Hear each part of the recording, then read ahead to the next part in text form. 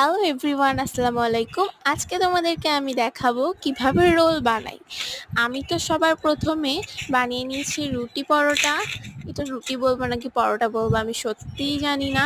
এটা এতটা soft and এতটা পাতলা, তার উপরে এটা আমি তেল দিয়েও ভাজিনি, জাস্ট নর্মাল রুটির মতো করে দিয়েছি। এটা অনেকটাই স্মুথ হয়েছে, আমি তোমাদেরকে দেখিয়ে দিচ্ছি।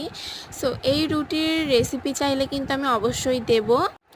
তো এর জন্য এখান থেকে একটা রুটি নিয়ে নিলাম, এরপর এক সাইডে সস দিয়ে নিচ্ছি, এরপর কিছু সবজি কেটে নিয়েছি, যেমন শসা, গাজর, টমেটো, ধনেপাতা, লেবু, পেঁয়াজ। এই সব কিছু কিন্তু আমি অনেক সুন্দর করে সাজিয়ে নিলাম। তো মাঝখানে দেওয়ার পর এখানে কিন্তু মেইন উপকরণটা এবার দেব, সেটা হচ্ছে ডিম।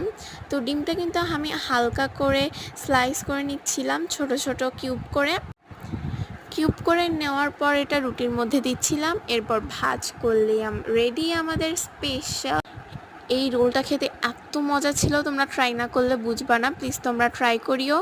বাই।